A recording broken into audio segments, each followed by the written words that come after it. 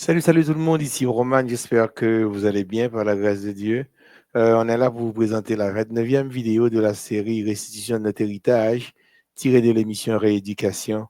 Comme je vous ai dit la semaine passée, ça va être, on est sur le point de terminer, là, ça va être la fin très bientôt. Il nous reste peut-être 4-5 vidéos à diffuser et ce sera le tour d'un autre sujet. D'ici là, ben, je vous remercie d'avoir pris le temps de regarder les vidéos et de les partager avec d'autres personnes pour faire avancer l'œuvre de l'Éternel sur la terre. Alors, merci de tout cœur. Merci de me garder dans vos prières parce que ce n'est pas un travail facile, mais vous savez, comme a dit la Bible, il faut résister. Il faut résister à l'ennemi et il fuira loin de nous dans ce travail combien important que nous faisons. Alors, merci d'être disponible et disposé à regarder cette nouvelle vidéo. Déjà, je vous souhaite bon visionnement et que Dieu vous bénisse. Les productions Le Bouclier présentent Rééducation. Rééducation est une émission qui se veut spirituelle, sociale et musicale. C'est un espace où certains concepts depuis longtemps établis seront remis en question. C'est un espace où la parole de Dieu a la priorité absolue sur les traditions, les interprétations et l'incrédulité. Merci pour vos prières sincères. Nous vous aimons, mais Dieu vous aime encore plus. Maranatha, Maranatha.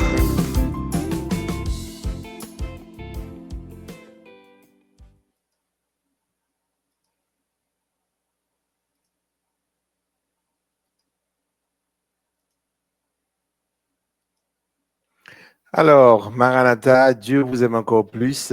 Donc, comme vous le savez, c'est un plaisir pour nous d'être avec vous. Et puis, je m'en vais tout de suite vous présenter la 29e vidéo de la série Restitution de notre héritage. Content d'être avec vous. Alors, qu'est-ce que j'ai pour vous, ou bien qu'est-ce que Dieu a pour vous aujourd'hui? On va voir. Maintenant, on a d'abord, comme vous le savez, c'est le même parcours. On a les textes de base, Exode 22, verset 1, 7, 9, et puis Luc 10, verset 19. C'est des textes que vous connaissez. Et donc, c'est le temps pour nous de prier le Seigneur. Prions, notre Dieu, notre Père qui est dans les cieux, nos âmes te louent et te bénissent parce que tu as fait de nous tes enfants. Nous sommes ici pour parler de toi à travers un sujet que nous présentons à ton peuple. Merci d'être avec nous. Merci pour ton Saint-Esprit.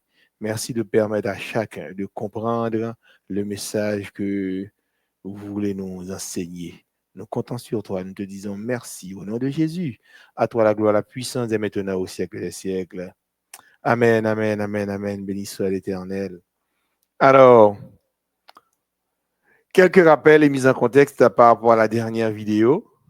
Vous vous souvenez, on a parlé de cette histoire de connaissance humaine et Dieu, lui, en tant qu'esprit, quand il s'adresse à nous, il ne s'adresse pas à nos connaissances humaines. Nous comprenons? Dieu s'adresse à notre esprit. C'est pourquoi il a mis son esprit, une partie de lui en nous. La raison est simple. Quand il veut nous parler, il va s'adresser à notre esprit, mais ce n'est pas à notre intelligence, ce n'est pas à notre connaissance humaine. Et on a pris l'exemple, par exemple, on a dit, tu peux avoir toutes les connaissances humaines sans pour autant avoir de lien avec Dieu. C'est évident. On a pris l'exemple d'Albert Camus, 1913-1960, un philosophe, et puis on a vu tout ce qu'il a réalisé, et puis c'était quoi sa position par rapport à Dieu. Mais il était intelligent, extrêmement rempli de connaissances. Dieu ne t'empêche pas d'étudier, mais il veut des personnes obéissantes qui sont capables de répéter son message sans altération et sous la dictée du Saint-Esprit. C'est ce que Dieu veut. Dieu ne t'empêche pas d'étudier. Tu peux étudier autant que possible. Tu peux étudier dans plusieurs disciplines, plusieurs domaines que possible. Mais Dieu demande des gens obéissants. C'est des gens qui sont capables de répéter son message sans altération. Nous devons clairement savoir que quand Dieu s'adresse à l'homme, il ne parle absolument pas à sa connaissance humaine. Dieu s'adresse uniquement à l'esprit de l'homme.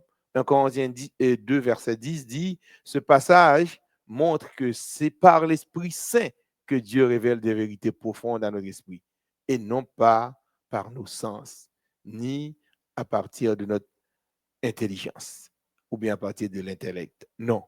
Donc, c'est l'esprit qui est en nous que Dieu utilise pour nous parler. Alors, restitution de notre héritage, l'intention pédagogique, c'est la même intention. À la fin de cette étude, chacun devra savoir à 100% qu'être chrétien, ça implique souffrir à cause du nom de Jésus, mais non à cause de la maladie. On n'est pas obligé de souffrir à cause de la maladie, mais à cause du nom de Jésus, oui, on va souffrir. Et c'est la Bible qui le dit, tous ceux qui veulent vivre pieusement en Jésus-Christ seront persécutés. Aujourd'hui, qu'est-ce qu'on a pour vous? Apprendre à identifier la source des miracles, car Satan en fait aussi. Des faits surnaturels soulignent cette ambiguïté. Nous comprenons? C'est-à-dire que, je ne veux pas dire un paradoxe, mais il y a une ambiguïté quelque part. Ça veut dire que bon Dieu fait des miracles, mais Satan aussi limite bon Dieu. Il fait des miracles. La Bible dit ça. Donc à ce moment-là, entre vous et moi, on doit apprendre à distinguer, identifier la source des miracles pour ne pas tomber dans le problème, pour ne pas prendre un bluff. Alors, apprendre à identifier la source des miracles, parce que Satan en fait aussi. On entend parler d'événements extraordinaires surnaturels. Il faut poser la question, à savoir quoi. Donc, c'est ces événements qui font poser la question, d'où viennent-ils? Nous sommes dans une période d'ambiguïté. Est-ce que ça vient de Dieu ou est-ce que ça vient de Satan? Serait-ce des capacités humaines méconnues? La société est incrédule vis-à-vis de la Bible, mais crédule pour tout ce dont l'origine est douteuse. Nous donnons des causes. Ça veut dire que quand on parle de la Bible, tout le monde a un cas. Il y a des gens qui ont le temps de parler même. Mais si tu viens avec des choses qui ne sont pas dans la parole de Dieu, eh bien, c'est facile pour les gens de croire. C'est facile. Donc, les chrétiens sont-ils à l'abri de ces risques? Des risques que l'on miracle fait, elle dit, si on n'a pas identifier ce miracle-là, on a quoi là-dedans, à ce moment-là, et cela ne vient même pas de Dieu. OK? Donc, il faut qu'on apprenne à identifier les sources des miracles. Pour nous connaître, est-ce que ces miracles viennent de Dieu ou bien est-ce que ça vient de Satan? Il est vrai qu'on parle de restitution de notre héritage. Oui, si j'ai ces thèmes, c'est ça nous développer, mais il faut faire attention. Et que parmi les éléments qui nous ont été restitués, il y a la guérison physique et la guérison mentale. Ça veut dire que tout ça, Jésus restitué pour nous entre les mains de l'ennemi, eh bien, ça veut dire que il y a une guérison physique, il y a une guérison mentale. Mais c'est que Dieu en fait, mais Satan en fait aussi. Donc, nous-mêmes, il faut faire attention pour nous connaître, est-ce que c'est bon Dieu qui agit là, ou bien est-ce que c'est Satan qui agit? Par contre, nous devons porter une attention soutenue aux guérisons, car Satan en fait aussi. 2 Thessaloniciens 2, verset 7-9. Et alors paraîtra l'impie que le Seigneur Jésus détruira par le souffle de sa bouche et qu'il anéantira par l'éclat de son avènement. L'apparition de cet impie se fera par la puissance de Satan avec toutes sortes de miracles, vous entendez? De signes et de prodiges mensongers. Ça veut dire que moi, ce ne sera pas possible pour nous de les distinguer si nous ne pas basés sur la source. Et qui cette source, ça, c'est la parole de Dieu. Donc, autrement dit, toi et moi, on doit pouvoir puiser dans la parole de Dieu pour pouvoir distinguer les vrais et les faux. C'est extrêmement important. Sinon, on a tombé dans le compte, on a pris un pour 6 ans. OK? Alors, des ambiguïtés, ça concerne certains miracles. Ça veut dire que vous avez des doutes pas finis sur est-ce que c'est des bons dieux, est-ce que c'est pas des bons dieux. Donc, comment on va faire cette distinction-là? Regarde, des faits surnaturels soulignent une certaine ambiguïté concernant des miracles qui se produisent un peu partout à travers la terre entière. Certains guérisseurs accomplissent des miracles. Cela vient-il toujours de Dieu ou le diable peut-il faire le bien? Est-ce que le diable a fait bien? Bah ouais. Ah, vagabond ça va faire bien. Il a fait des actions qui ont apparence de bien. Mais finalement, ce n'est pas vrai au fond, parce que ce sont des pièges. C'est des pièges que l'État tendent pour nous. Parce qu'au fond, quand tu grattes un peu, tu vas voir que ce n'était pas un bien, mais c'était une apparence de bien. Au fond, c'était un mal. On répond tout de suite en disant qu'aucun bien ne peut venir de Satan. Non, les médiums prédisent l'avenir. Et il n'y a pas que les hommes politiques qui vont les consulter. Faire tourner les tables, voir les vers se déplacer et indiquer un nom. D'où vient ce pouvoir de prédire l'avenir? Alors bien dit, c'est prédire l'avenir. OK? Alors Jésus nous avait prévenu des faux prophètes. Jésus avait averti ses disciples en disant, Matthieu 24, verset 24-25, car il s'élèvera de faux Christ et de faux prophètes. Ils feront de grands prodiges et des miracles au point de séduire, s'il était possible, même les élus. Voici, je vous l'ai annoncé d'avance. 2 Thessaloniciens 2, verset 9-12, Paul avertit en écrivant que ce n'est pas parce que un miracle donné se passe dans le temple de Dieu qu'il vient de Dieu pour autant. Non. Et pas parce qu'un miracle passe dans le temple mondial qu'il se de bon Dieu, non. L'ange de lumière, en parlant de Lucifer, lui, le prince des ténèbres, sait se faufiler sournoisement, insidieusement, de manière trompeuse, jusque dans ce qu'on appelle église. Satan entré dans l'église là, miracle a fait. Des fois, mon a un esprit qui monte sous lui, et bien là, il se comporte comme si c'était le Saint-Esprit. Non, c'est un esprit démoniaque qui monte sous mon nom. Et puis la personne commence à faire des dénonciations. Il dit qu'il y a tel monde là, il y a telle maladie, il a tel côté. Tu vois? Donc le démon commence à parler à travers la personne. Donc c'est pas de Dieu ça. Donc on a des cas. On va prendre un premier cas d'ambiguïté. Des voyants comme Élisée étaient inspirés de Dieu pour annoncer ce qui allait se passer. Là, on est d'accord, ça c'est la Bible. Mais dans Actes des Apôtres, au chapitre 16, la fille qui prédisait l'avenir était possédée de démons. Nous comprenons? Élisée fait des prédictions sur l'avenir. C'était des serviteurs de Dieu. Mais la fille dans Acte 16 qui prédisait l'avenir, c'est ton démon qui te sous lui. Et après qu'elle en ait été délivrée, elle n'avait plus cette capacité. C'est-à-dire que lorsque il chassait des démons sous lui, eh bien, elle n'était plus capable de prédire l'avenir. Nous comprenons? Ça veut dire que si c'était un serviteur bon Dieu, un servant de bon Dieu, ce n'est pas vrai, ça ne va pas privé. Donc nous comprenons que le démon est capable de servir à un seul monde pour faire des prédictions sur l'avenir. Et puis, bon Dieu lui-même, il y a des serviteurs, des prophètes qui sont capables de faire des prédictions sur l'avenir. Donc là, tu vois l'ambiguïté, ça veut dire que Satan le fait pareillement aussi. Acte 16, verset 16 à 18. Comme nous allions au lieu de prière, une servante qui avait un esprit de python et qui, en devinant, procurait un grand profit à ses maîtres. Vous entendez? Servante a un maître. Donc, il te fait devinette sous l'avenir d'une série de monde, et puis, il payé pour ça, on lui donnait de l'argent, et puis, ce sont ses maîtres qui empochaient cet argent-là. Et bien, ça vient au devant de nous et se mit à nous suivre. Servante, mon qui est mauvais esprit, à la suivre et serviteur mon Dieu. Paul et nous. Alors, elle criait, ces hommes sont les serviteurs du Dieu très haut et ils vous annoncent la voie du salut. Démon qui a parlé comme ça à travers fille. Elle fit cela pendant plusieurs jours. Paul, fatigué, se retourna et dit à l'esprit, je t'ordonne, au nom de Jésus-Christ, de sortir d'elle. Et l'esprit sortit à l'heure même. Les maîtres de la servante, vous connaissez que la servante a fait mettre, lui fait l'argent. Bon, ils ne sont pas contents.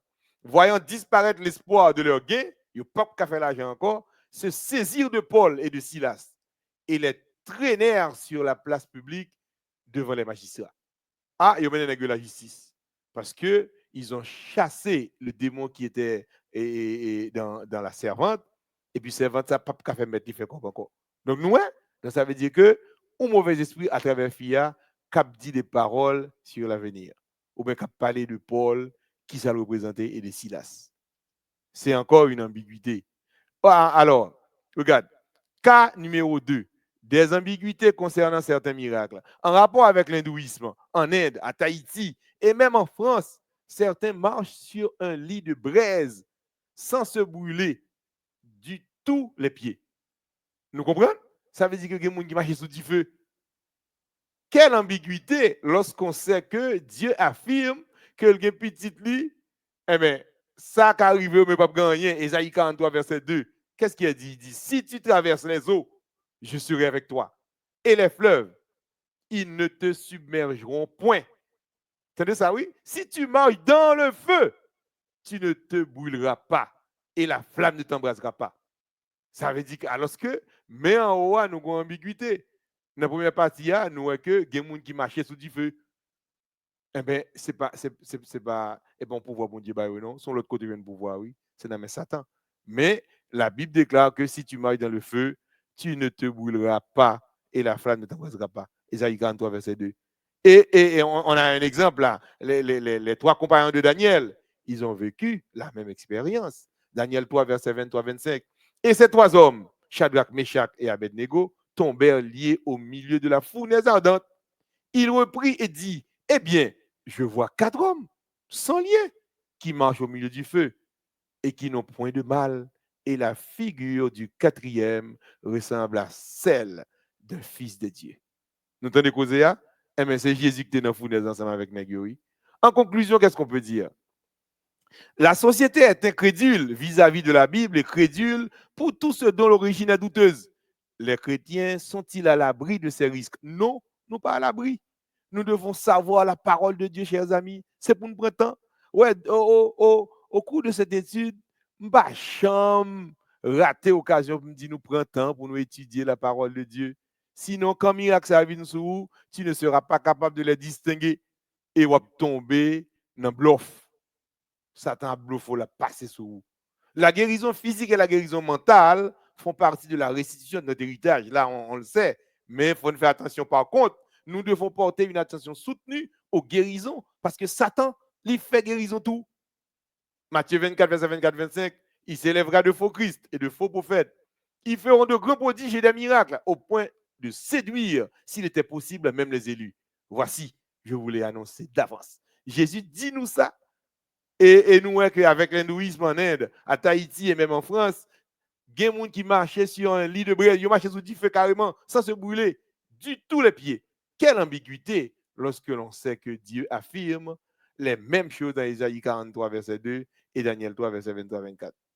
Alors, j'espère que vous avez bien compris le message d'aujourd'hui. C'est un début de une investigation qu'on a fait. On va essayer de vous expliquer comment faire la différence entre les miracles de Dieu et ceux de Satan, parce que Satan en fait aussi.